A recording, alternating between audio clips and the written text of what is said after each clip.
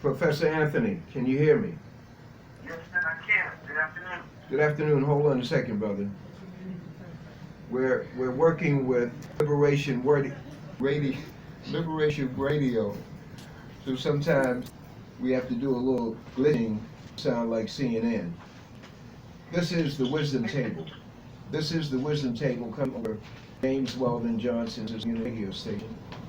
I'm Brother Leroy, the co-host, along with a number of other hosts here in the James Weldon Johnson Center, which does not reflect the views, attitudes, whims, deeds, or any other proclivities of the management of the center, nor that of the administration of the housing complex. But the program does reflect the research done by the participants in the program who are live and live in color in studio and today by phone interview. We're fortunate to have a young man who's been doing a lot of research, and he's a professor at Wesleyan University. The kind of research that he's been doing has been turned into books, but most importantly, what he's found, he's trying to share with the broad audience. And today's program deals with a body of information that he's uncovered as it relates to the prison population. It's taken from his book, Silent Cells. And without further ado, we're very happy to welcome Professor Anthony Ryan Hatch. God bless you. Thank you for joining us. Thank you very much, Brother Nellie. It's like you and your listeners. Okay, you've done a few books, but this particular one, Silent Cells, we're going to get into the other books that you've done, but Silent Cells, tell us how you stumbled onto this information that you're sharing in this book. Yes, sir. Well, the book is called Silent Cells, Drugging of Captive America. And in this book, I investigate use of what are called psychotropic drugs or psychedelics inside America's prison system.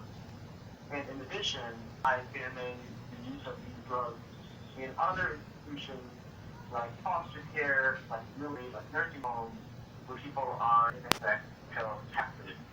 So this project began back in 2009.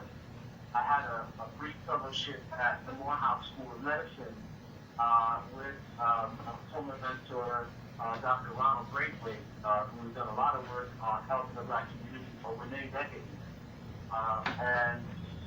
In the fellowship program, we were focused on HIV, substance use, and mental health. Jail, based on some important research I had done during my PhD years, my graduate years, I was very much interested in pharmaceuticals and how they were made, how they were sold, where they could use them, what the science of drugs was like, and to think about what happens if you follow drugs into the prison. What's going on in the prison system, with medicine, with health, with the whole thing. And I was shocked to find out that there were a lot of research that had been done into the ways in which the drugs were distributed in prison. I later learned that the government itself was collecting big data on prisoners' use of prescription drugs. These are drugs that are prescribed to prisoners during their incarceration from prison health officials. So the government wasn't keeping track of that. So in the fellowship, one afternoon, we had a visitor come to speak with us, and she was a Black woman who was a psychiatrist who had worked in the Georgia Department of Corrections. I'm from Georgia. And this psychiatrist gave her spiel, gave her talk to us about what's going on in the prison from her point of view. And I asked her what she thought about the use of psychotropic drugs in the prison system. And she kind of smirked and said, each year the warden sends me my staff a nice bottle of something because he knows the prison quiet. Right? It was a remarkable thing for her to say, and I tell the story in the book because it really raised the question for me of what are they doing in inside the prison system with these drugs, and are they being to keep the prison quiet? The people live on that deforestation.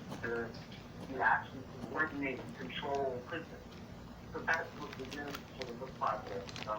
This is explored that phenomenon over many decades. Okay, so you began your research. What were the first startling things that you uncovered? The most worrisome thing I found early on were legal of prisoners, individual prisoners or groups of prisoners who have sued the government and sued the warden of the Department of Corrections for what they believe to be unjust treatment. Right? For suing under the amendments to the Constitution, which prohibits like torture, essentially, through lethal punishment if any of the government activities. And there were arguments, sisters were making arguments that prison officials had inappropriately used psychotropic drugs to sedate them.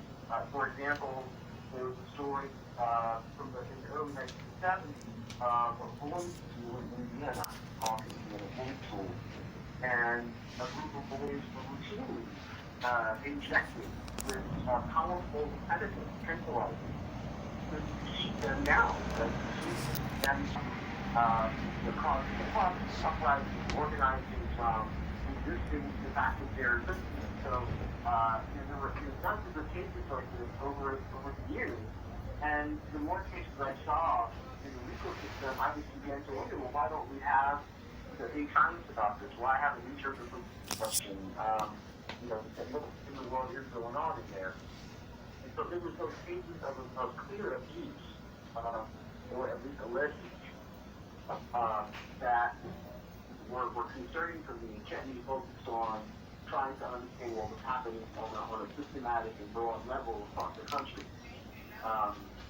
The other thing I would say is, the most appalling thing I think that I report in the book, based upon the reporting of others, but this is that the U.S. government is using psychotropic drugs to help manage for the immigration along the border. Right? They are, in my view, constitutionally and inhumanely administering psychomed to children detained in the detention facilities along the border. This is unconscionable behavior for a government to do this. But they are doing it at the border as we speak. And so, whether it's immigrant children in detention camps or prisoners in the prison system or elders in nursing homes, we have a situation in our society where institutions that give these people psychomed for reasons that have nothing to do with their mental health and well-being, but instead designed, I think, to harm them. Professor, I'm continually correcting myself from calling you doctor, but you are a doctor. I am.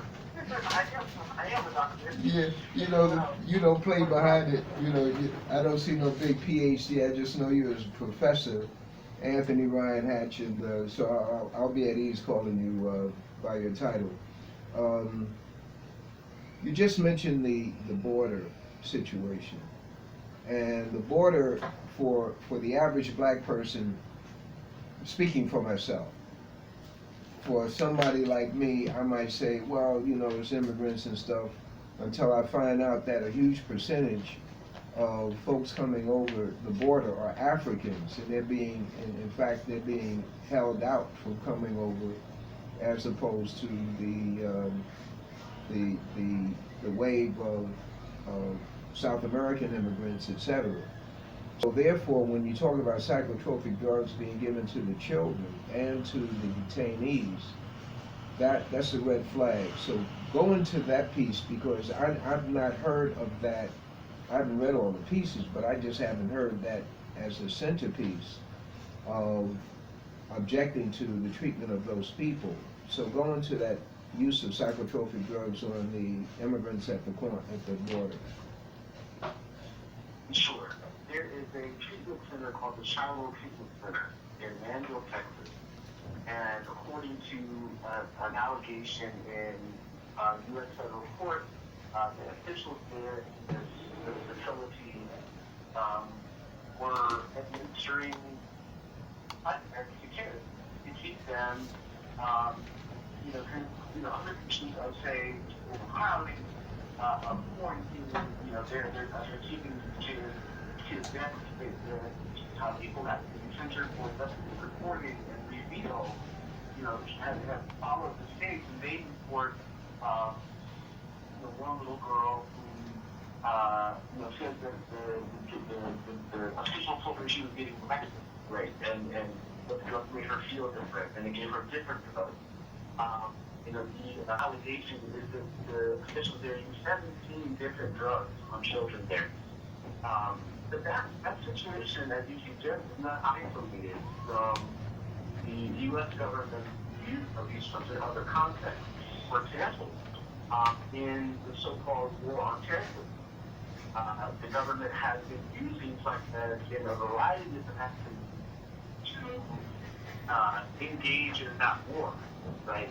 So, for example, they've been using psychotropic drugs as so-called truth serum to try to extract information from, what have been deemed enemy combatants, right, under the Supreme Court, right? So, on the Supreme Court, these persons, enemy combatants, they don't actually get the same constitutional protections you and I get.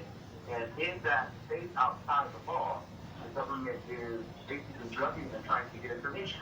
They're also using psychedelics to deport people. There's a branch of ICE called alienation medicine, where they are, they give what they call a pre-flight cocktail to any detainee who is unruly, who calls it a ruckus. And it's just got this pre-flight cocktail has Ativan, ginseng, and another tranquilizer in it, right? But they all mix together and inject people against your will. So the pattern here is one where the government has this tool and it's going to use tools on the people and population that it's potentially at war with, if you want to think about it in those terms. And that's the language that the book is kind of thinking about this as a kind of warfare that the state is engaged in on populations that it understands as disposable. Wow. Well, the table is open for questions, observations from the rest of the wisdom table. You're serving up a big meal in the middle of the day, brother. I imagine it comes out of nowhere. The other, historical context that listeners may want to know about really relates directly to Black people, and that is in terms of the history of clinical research and experimentation in prisons. I was shocked to learn that prisoners was used as a research subject in pharmaceutical trials and drug trials for decades in our country. In fact, you can go back to the 1930s, and there was the beginning of relations between some companies and prisons, where the warden would allow, an inventor to test out these compounds on the prison population. There was a prison set up in Kentucky that the federal government had set up, the Addiction Research Center, where they were using prisoners to study addiction to illicit drugs. So the government committed this for decades, such that by between 1962 and 1980, it was estimated that 90% of the people who were in research studies for all FDA-approved drugs were people who were incarcerated. Right? So the way that they organized the trial was either a phase 1 trial, a phase 2 trial, and these are the two clinical studies that determine toxicity and how much of the drug can you give a person before they get sick, and then the level of safety to get the lab to make sure you can use those drug safely in population. And 90% of the subjects in those experiments, with a times people who were in prison. So the pharmaceutical industry literally became the powerful, wealthy institution that that it is because of those decades of activists cheap for clinical research. And you know, I was curious whether or not those bodies were black. Right? Were black prisoners, Latino prisoners, Native American prisoners more likely to be guinea pigs in government experiments? And what I found was surprising, and the answer was it was not as much as you might think. You know, being participating as a research subject in one of these studies meant that you got paid. It meant that you got to leave the block and break up the monotony of prison life. Many inmates who worked for your company on the board when they were testing drugs. And for those benefits were reserved largely for white prisoners. Right? The white men who were in prison were much more likely, it seems, to be involved in these studies as workers and subjects. So it's very interesting stuff into that history as background. There's 2 books, and the most recent one that I saw was Acres of Skin. You're familiar with that? Yes. I think it was Hornblum or something. He wrote 2 books dealing with black prison inmates and the testing of various cosmetics, etc. That part, there's a lot of tributaries coming out from the story that you have, and what comes to mind is what did they borrow from the Japanese or the Nazis from World War II? Did you come across anything like that? Yes. Go ahead. What's interesting, and I guess I do know how reforms work on Acres of Skin, and he and many others, like Harry Washington, who examined this in a very detailed way. I recommend you read your listeners to check out the work of Harry Washington on this question. And it's that the Germans were copying us when they began medical experiments on concentration camp detainees. Wait a minute. Doctor, wait a minute. Let's go for the... At the Nuremberg trial, the Nuremberg doctors trial, after the war dukes, all the leading officials were tried at Nuremberg, and the doctors in their testimony said, we were basically copying what the Americans were doing. We were doing what you were doing. So they were looking at the prison experiments that we had on them. Right? We had colonoscopy experiments, and syphilis experiments. Of course, the PD experiment, was ongoing in 1936, 37, right? Preceding the war. So, the Nazis were only copying what they were seeing us do, and they also had, as we did, kind of racist securities undergirding, what they were attempting to do. In addition, the Japanese and the Soviet Union have been investigating different kinds of psychological and chemical warfare, as the U.S. did, the Japanese did in the 1940s, 50s, 60s. And so, all of these powerful Western nation states were deeply invested in designing weapons, specific technologies that they thought could be used in warfare of various kinds. Brother Bobby Wright, the Panthers, talked about this, and is actually on mental topic, right? There was a war on the mental states of people that is certainly underway then.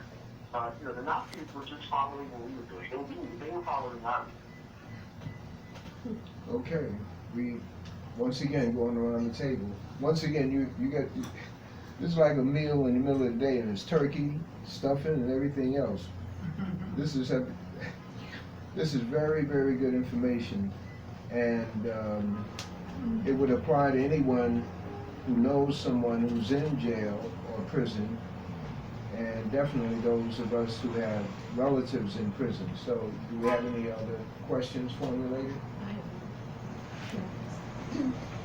Can you, Doctor, can you talk about the current use of psychotropic drugs with black prison inmates today as it relates to the pharmaceutical industry, and that these experiments are for these drug companies, which has a relationship, a monetary relationship, and other relationships with these prison officials.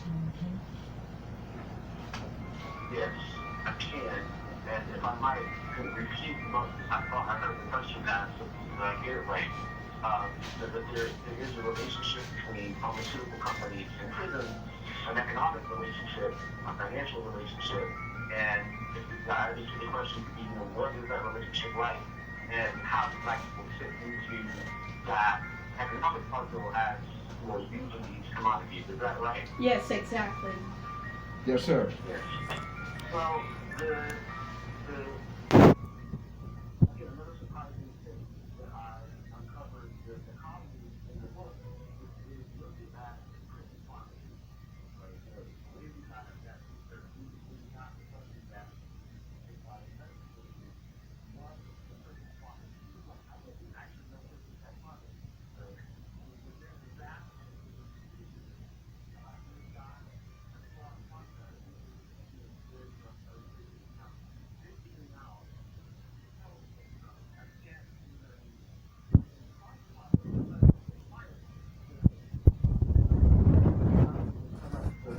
what prison pharmacies are doing are inadequate. Right? So we examined what are called audits. Right? The government will basically send in a team of auditors to go into the prison pharmacy and evaluate what's going on. Was your inventory systems right? What's coming in, what's going out? So any business, any operation like this, we have to keep track of that real good. And so we examined 33 different audits conducted across the country over a period of maybe 15 years or so to kind of look and see what they found. And these prison pharmacies had record-keeping problems. They did not keep track of medications that prisoners weren't using. So, for example, if a prisoner got transferred, they had no procedure in place to restock that medication, that unused medication, to be able to leave it in bags, laying around.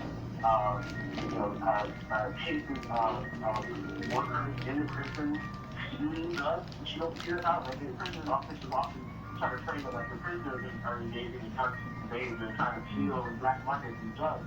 And that may happen. I didn't uncover a lot of evidence of that, but I did uncover evidence of private corporation employees stealing drugs from the state, from the people inside the prisons. And so the pharmacy is a kind of a mess, but there's huge dollars at stake. There actually is not currently a way of calculating how much money they are making, nor is there the information we need to know, who is using what. The most recent data we have is from 2014, and that data, as I described in the book, doesn't give you a full picture of the use of these drugs among black people, people of different racial ethnic groups, among people of different gender groups.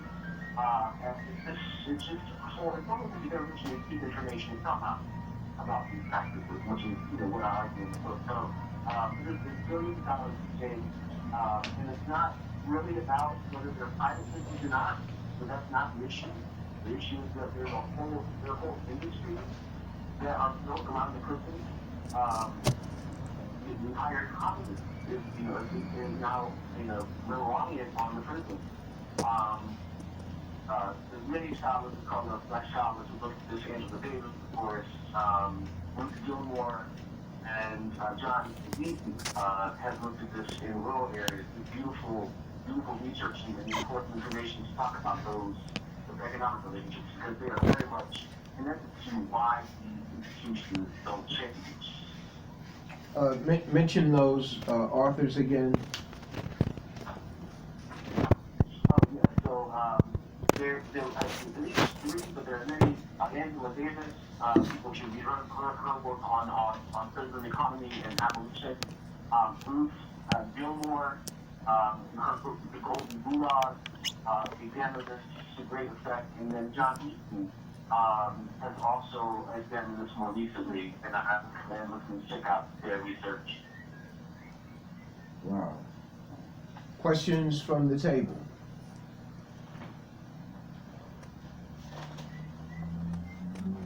While they're getting the questions together, talk about, when we talk about psych meds, we think in terms of behavior modification. Talk about the ramifications on the other parts of the body that giving these drugs to young or old can do. And I'm thinking of the kidneys, the liver, the heart, etc. Things that would not immediately come to our attention. That's a good question. And the best example of a problem that you're identifying is with what are called antipsychotic drugs, right? These are drugs that treat schizophrenia, according to what their makers say, right? These are antipsychotic drugs. And there are two types of antipsychotics. There are first generation and second generation antipsychotics. And the second generation antipsychotics are widely used in the prison system for what we know. Today they're widely used, maybe perhaps overused, but they have side effects. Like they're very powerful medications, and they have side effects. Their main side effects are weight gain, increases in blood pressure, increases in blood sugar, increases in loss of kidney function, right? And other metabolic effects. So in effect, the prison, and this is happening out in free society as well. People are millions of people take these drugs every day. They have pharmacological consequences. That's it, right? And those in the prison system, those metabolic effects have to be treated. They have to be monitored carefully. Right? If you don't monitor carefully a patient, an inmate, a subject who's taking these drugs, they could get very ill very quickly. And another point to make though is that people should really be on these types of drugs for long term, right? But we often opt. Right? We're designed to be used in short term to help people manage a rough patch stage depression that may last, that may help stay that off. Even talk therapy and social support, you can get through that. Right? The solution was never intended to give people drugs and they'll be better. But they do have side effects of often in other parts of the body, and then those end up being health problems that make the system respond, right? Listeners may not know this, and the members there, and the speaker may not know this, but prisoners are the only group of U.S. persons who have a constitutional right to health care. They have it, right? The state, because as of the Supreme Court decision in 1976, it's still a gamble.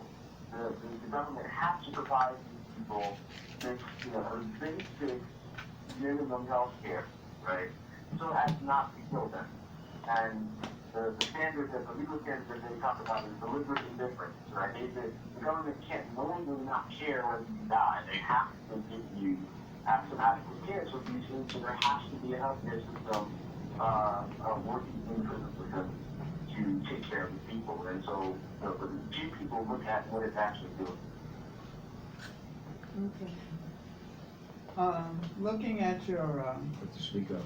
okay. I was just looking at the article on dungeons and druggings and biopolitics. That's the review on Google for your book. Yeah. Yeah. Yeah, and as I read it, I thought about the monitoring of a people. You follow me? That's the biopolitics Yeah. that he talks about. right, The monitoring and surveillance of people. and different, different, monitoring and regulating human populations, and as I thought about this, the question I asked myself is, are these people trying to shape one's behavior? A group of people, they want to find out about, I know a friend who went to a doctor, and she was about 70, and she said, oh, well, you're just where you're at, you shouldn't be, in other words, she was having some medical issues, and the nurse said it was no big thing, it's to be expected at her age, and so that made me think of what are these folks doing, are they, is this a project, a genocidal project? I wrote down wherein people plans are being made to look at these people and decide on how long we're going to let them live.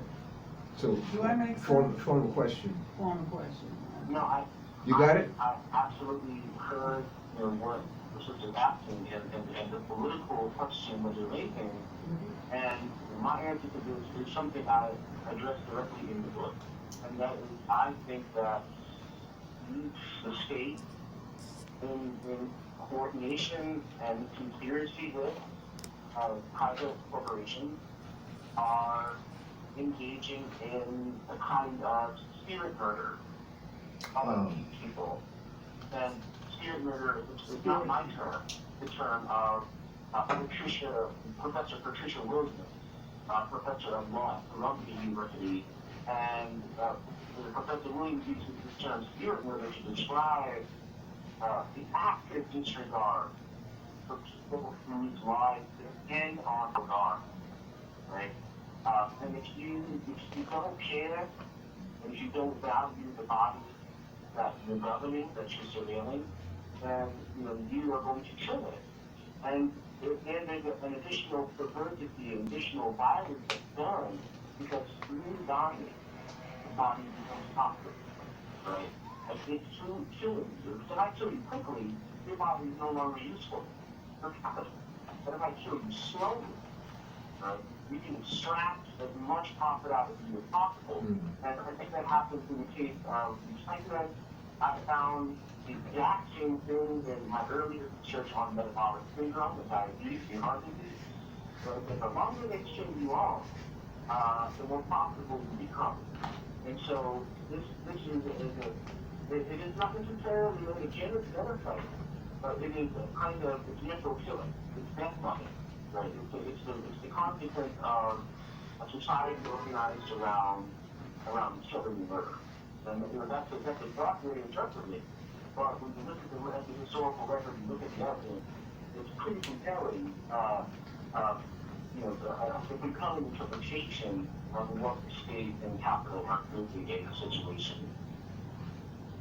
Brother Hatch, earlier you mentioned a cocktail used at the border by the Homeland Security or whatever group down there. And I think you termed it they call it the aviation cocktail. Did you say that? No, sir. The branch of ICE that substance is called aviation medicine, and they call it a pre-flight cocktail. What? Repeat that. Pre-flight cocktail. So this is what they would have give you, administered to you. They were trying to deport you if you want to plane to get you out of here. If you were wrapped up, they give you this. Right? Okay. Yeah.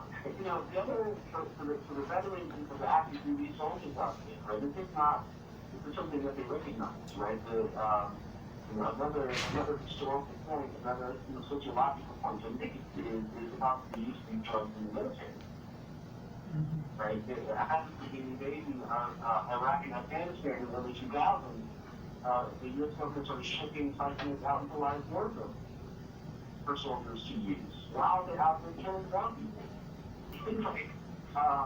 You know, and that is in the military, it's all language. They're trying to conserve the fighting strength by giving these soldiers cyclists and spending billions of dollars to do it.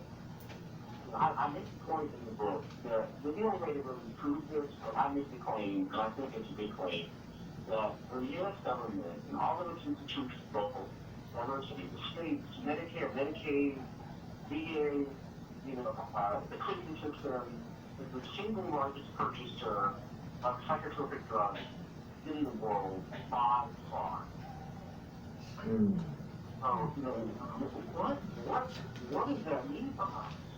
Yeah. Mm. You know, it's a profound question. What does it mean for us? And what does it mean, you know, what options are available to us to contest, to fight back, to transform the political situation we're in a society like that? You know, we're you know, in the body right there. The object of the other part of it, the future victim of the enemy's income. And they're trying not just to take the body, but take the mind as well. You know, Yeah. what's left? Yeah. So, Yeah. you know, I think I find that a troubling proposition. Honestly, it's a very dystopic and dark proposition. I tried everything I could try to not go to that interpretation. I really was looking for evidence that there's nothing here. But I kept finding evidence that there is something. Well, wait a minute, Dr. Hatch, you kept finding, or the evidence kept coming at you? Well, the evidence, you know, I did research for this book for 10 years, right? Just about 10 years. And, you know, for me, I covered, you know, all of the terrain that there was to cover. That was publicly available. This is an important point in the book, that, you know, is that I only analyzed publicly available information. I didn't get into secret documents, you know, in putting together the evidence for this book. It was all public stuff. I didn't ask for anybody's permission to get the information that I found. And so if it's a public record, what is the private record like? Right? There is evidence that, you know, I couldn't get or didn't get. But, you know, the record I did uncover and making sure that record to get, you know, wanted to get. So the institutions are using these drugs to ill effect. Okay,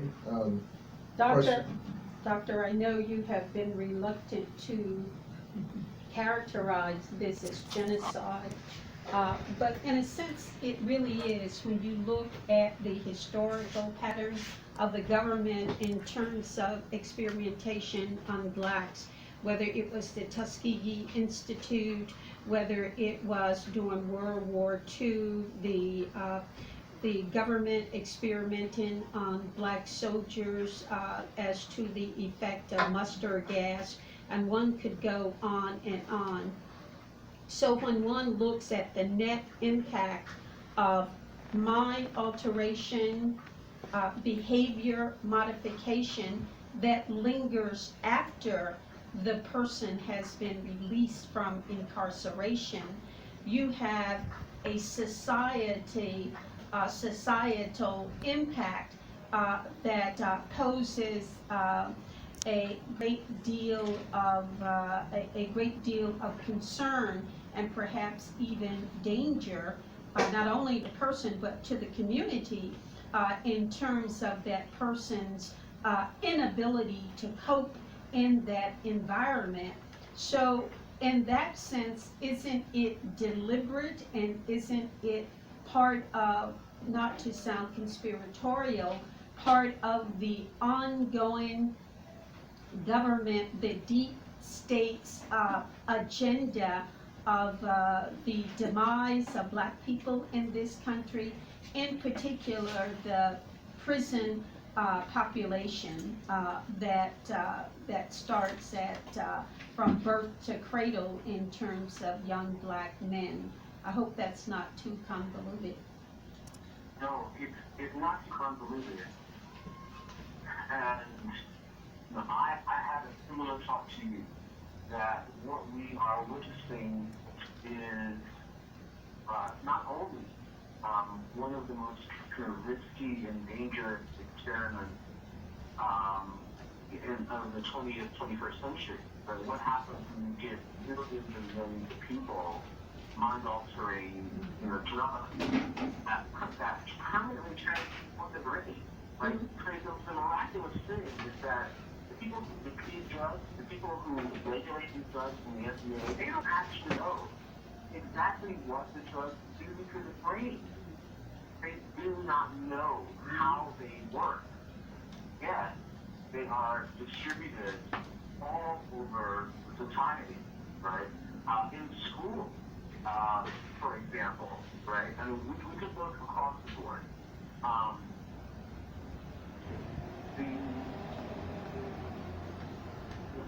I think about this in terms of, what effect did the intervention have? What did they do? What evidence did we see that what they did was harmful? And this is where I begin to get really worried, because there's really nobody investigating this question directly. For example, we know that how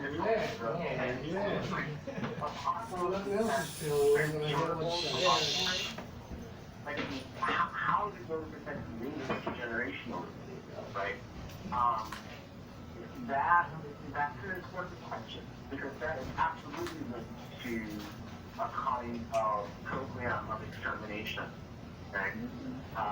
Again, that's, why I think that what makes this case, I think, different from other examples of genocide is that the body is kept alive, but the mind is taken, right? And so, I think that's a concern. You mentioned experimentation with mustard gas. I did uncover one story, looking for evidence of the CIA in the 1950s. They were, of course, experimenting with LSD or the other psychotropic, kinds of drugs. And they created an aerosol version of LSD and pumped it into a Boston bar through the ventilation system, just to see what would happen if the people inside the bar happened to inhale aerosol LSD, right? So they were engaged in, covert and overt operations organized around the control of psychology and the control of the mind since the turn of the 20th century. So, if not before. So this is just a new moment in a much longer history of efforts to control people, to control thinking, to control the brain, to control the mind, to control thought. And then accordingly to control the emotions as well. And many of these drugs are designed to affect mood. And so your very feeling, how you feel in your body is changed when you take some of these compounds. Again, some of that effect is desired, some of that effect is by the person using it, some of it is not. And I think that we should be thinking as a society, and especially, speaking of black men, especially thinking about the effect of this on black people. What are they doing? So, Dr. response to your question, but I think it's a great question. Dr. Hatch, the use of drugs in your research, what did you find in terms of the use of psych meds in prison institutions for women and for men? So, again, the U.S. government is not collecting data on psych med use every year and publishing it every year. Again, the last year in which we had any data, in 2014, And then you have to go back to, I believe, 2009 to get the data. And then the data get even more sparse as you go back. When the first time they began asking the question about into getting a drug or not, it's 1974. The first time they ever really asked the question in a survey of inmates, people who were incarcerated. But the general trend has been that women who are incarcerated are much more likely to be taking a psych med than are men, and that's in part due to the fact that women who are incarcerated often have higher rates of psychic distress and like trauma than do men, right? So they are more distressed as a population, and so on one level it makes sense that they would need more medication. At the same time, there's been a strong critique from the feminists looking at that same data, and they say, wait a minute, no, these drugs are actually incorrect, used to organize and control and dominate these unruly women who refuse to be governed. And so, that I think is a counter-interpretation to that gender finding. And I was not able to uncover any data whatsoever on whether black women use drugs more in terms of prisoners than black men or white women or other racial really problematic. But literally do not know whether white men and black women are drugged at the same rate inside prison. Okay, we skipped something in the title of your book, the secret drugging. Now, what does that imply? What I've gotten thus far is the administration of drugs, but the secret drugging would imply that prisoners are given drugs in various forms that they don't even know that they're getting them in, maybe in their food, maybe in whatever. Expand on that. That sounds like a plot line to a TV show, right? Some kind of horror, sci-fi horror film. Yes, sir. I think you see that show on Amazon called Homecoming that has a similar premise to it. But I use the language of secrecy on purpose. Because I believe that government and these companies have been, using and abusing prisoners with psych meds for decades. And, I was somebody who, I should have known about this as someone who studied, drug use and pharmacology. I should have known this as someone who had a background in public health. Looking at prisoners, in a sense, I feel like I should have known. And again, the scientific literature was silent about the truth of these practices. So there's like an absence of knowledge, or silence around knowledge that allows the government to do whatever it is that they want to do, right? It is secrecy that permits them to engage in horrible acts of violence. In this case, right? And that I think is not. So this book I intended to be an indictment of that, of bringing to the light, of giving voice to these stories, these people who are held captive by the community, who have no choice but who are subjected to this sort of horrible violence. That I think remains largely hidden from the public. Got it. No, that's on the money. When you look at the drugs, I'm going back into your basic research on psych drugs. You find that there are drugs, that some of these drugs have the dual capacity for assault or for aggression, and the companion for suicide. When you look at that, this is Leroy, a consumer. How can someone, what kind of mind, the question is judgmental, but what kind of mind would produce a drug that has those dual effects that we quite often, we may have seen last week with the boy that they shot at the Gilroy Festival out in California. Yeah. You know, talk about the duality of this thing. Maybe it is triplicate, drugging, and then they come out of it and they, you know, what's your observation? I'll give you one example, and that is George Zimmerman. Right. George Zimmerman, the so-called security officer, Officer Unfriendly, who shot in cold blood Trayvon Martin. He, it turns out, was taking psychotropic drugs at the time of the shooting. Right? And again, I report this in the book. She had problems, George Zimmerman. And he was taking a sleep medication, he was taking another mood stabilizer, he had a history of alcoholism, but his blood was, if his blood was analyzed at night, the police never made public that those analyses. And you know, George Zimmerman was, as you heard from the voice recording, agitated, quick to anger.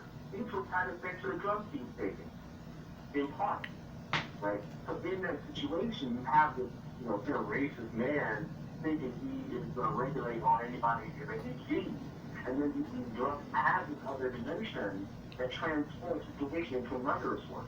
And I analyze, you know, how can you, what is the relationship between mass drug use and gun violence in this country?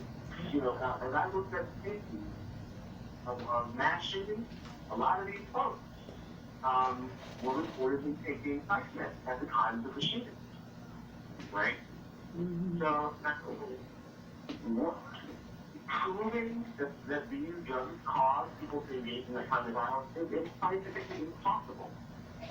So when you look at what happened, right, it's hard to deny those facts, in my opinion. So, you know, and we could also make a comparative case to veterans who return from war and who are on these meds at high rates as well.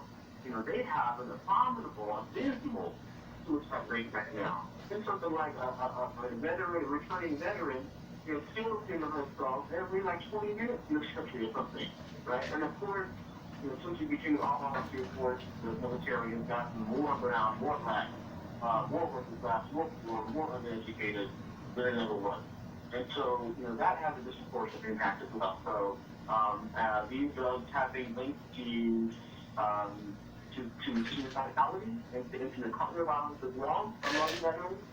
So I think that in addition to the direct violence they cause on the person consuming them, these drugs have an indirect effect on people who are harmed by people who use these drugs or who are also using these drugs in addition to having other challenges.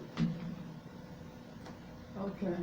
Yeah, while you were speaking a moment ago, I thought of Agent Orange and the so many of our fathers, uncles, and so forth.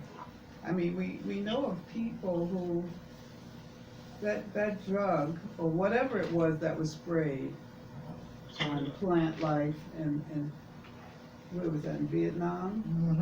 And many people died of that, you know, and I don't know if anything about Agent Orange is in the literature, but I wanted to, just for your information, in New York City, the New York NYPD, police are committing suicide on a very regular basis. They're not making, well, it's been talked about in the news, but not that much.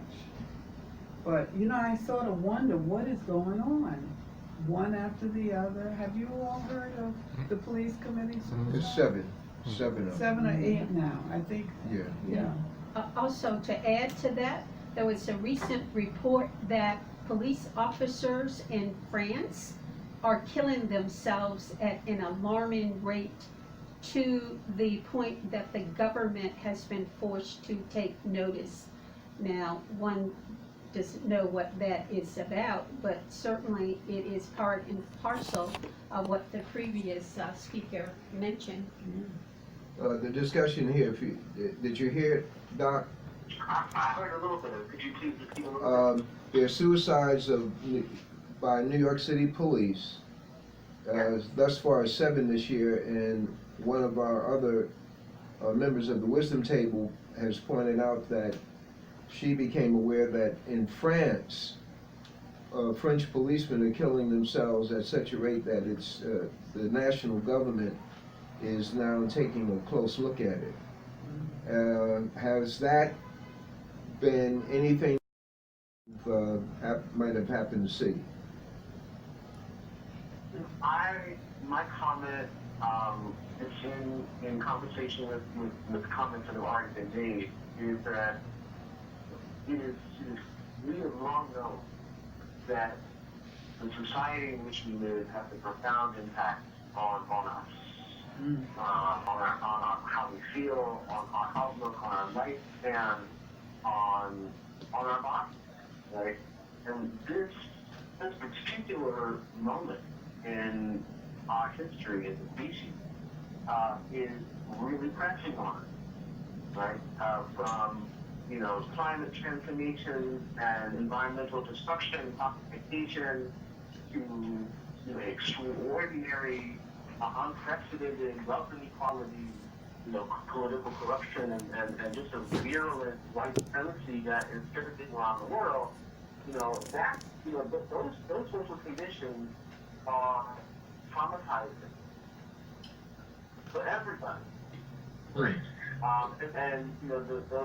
Those people who have to work for the state,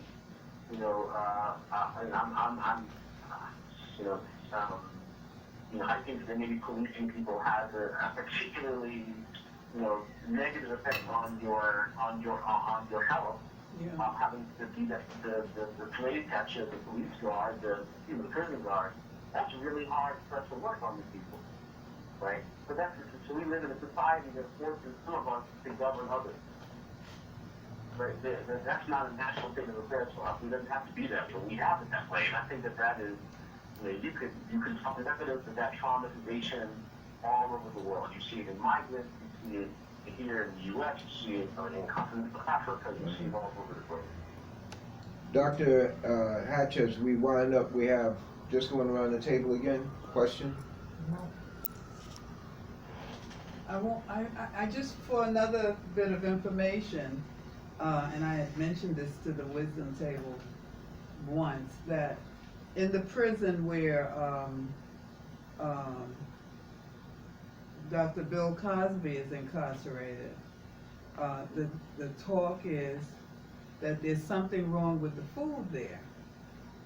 And he's been instructing the prisoners to wash the food before they eat it. In addition, at that same prison, the correctional officers are not allowed to bring in a sandwich or their own food. They have to eat the same food as the prisoners. That's just for your information. And, I said, there's something wrong with that. Yes. Yeah. I have to say, I have also researched the food systems in prisons. I teach a class at Wesleyan that examines prison food, and I realized that very few people had researched this, had written about it. Prisoners had written about it. Prisoners had even published cookbooks where they talked about the hacking commissary food and making things that were palatable and desirable, and the corruption involved in prison food. And so I examined this, and there are a few corporations that control and dominate all the food that is sold to prisons. They still got prison. They still have plantations. They still have inmates taking agriculture, taking cotton, growing on prison farms. Right? Yeah. So every state in the nation, every single state, all 50 states, each has it's a public-private business that has inmates producing all sorts of commodities, and from agricultural products, institutional furniture, to eyewear. I mean, it's not road signs. That's just a drop in the bucket compared to what they're doing. Yeah. And so, and one of the things that prisons are doing is they are making and processing food that is then sold back to the government for use in public schools and public hospitals. So, again, these connections between the food and the drugs and corporations and what the government is doing are not accidental. And, somebody used to look at this for a few years. I just want to affirm that, there are people who are in institutions that are dead set of keeping these systems just for where they are. And they're making a lot of money, and they're achieving, long-held, solvable goals for in the West. And, we've got to wake up there. Okay, hold on. Question? Yes, my question is, do you think it's possible or necessary to take this analysis and information of yours and contextualize it within the framework of racialized capitalism? That all of this is part of profit, and profit off the backs of people of color, not only in this country, in the prison system, but around the world, and extracting resources, and the resources that are being extracted here with respect to the prison population, not only in terms of free labor, but also the medical experimentation, also the fact that we have a controlled population of black men when we think about the 50s and the 60s and the riots and whatever, and this is a massive scheme of behavior modification within the framework generate profit for capital, and that this is a very important paradigm to make to people, or to point out rather, that in the final analysis it is about how much profit can be made off of black bodies. I agree. Well said. Okay. That's well said. And if I might, I would just, I could say little else to that analysis, because I think that you are bringing in the right language to critique the system. But I think that the analytic focus on racial capital, we have to also be talking about the way in which the nation state as an institution, and the way that science as an institution, medicine as an institution, are connected to and articulated within a capitalist work, right? So those all work together, and analytically we have to make sure that we recognize and see how all the different pieces work together to create counter domination and opportunities for pushback, for resistance that happen to be in play at any given historical moment.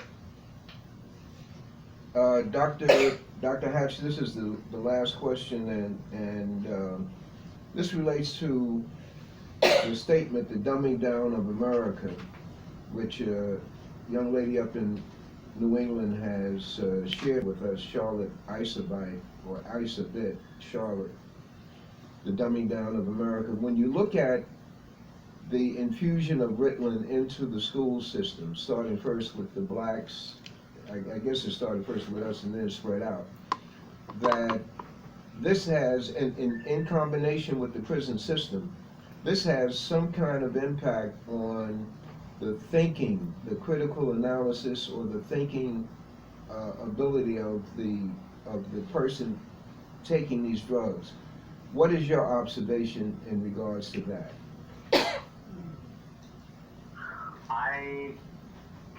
I think that the widespread use of psychotropic drugs in American society, whether it's in our local communities, in our schools, whether it's in the prison system, whether it's in the nursing home, whether it's in our military, are all part of an effort to govern our brain, our collective brain. Right? It's where we live. It's where we are. And, you know, it is the final frontier, right, for human domination. And so, you know, this is just the next iteration in a long list of dominations. And that do, you know, in part try to keep us dumb, they try to keep us down, they try to keep us silent, for sure. But as people in the Roundtable have already pointed out, you know, that dumbing down is extremely profitable politically. You know, one of the things I've seen everybody with is, you know, earlier on in this project, one of the things this actually happened more recently, happened after 2015. I was looking at maps of sites of indigenous population, and, you know, where are places people use more sites of. And overlaid that same map, showing, you know, the portion of persons who are using drugs, with the U.S. electoral map, right, from the 2015 election. And, you know, the pattern was pretty unmistakable. Right? So in places in the country where slight drug use was high, were much more likely to be places where they smoked for drugs. I don't know how to say it otherwise. So, you know, we can, that is what it is. All right. Wow. My brother, the book is Silent Cells, and this is the secret drugging of a captive nation in America. And our guest has been Dr. Anthony Ryan Hatch. He is a professor at Wesleyan, and he is a servant not only of the students there, but to the broad public here in the wilderness of North America. I want to thank you very much. And the reaction of the wisdom table? Thank you, doctor. Okay. Keep doing your work. Keep Thank you all teaching. for your time and your insightful comments and questions. And, you know, I'll keep on looking my thoughts and prayers. Yes, sir. God bless you there, brother. You're listening. Thank you all. All right, Thank peace. you. And this has been the wisdom table. And feedback from the table. Very good. Yeah. Very good. Interesting. Black interesting. That's right. Very interesting. Who's this woman, Patricia Williams? She's up at Columbia.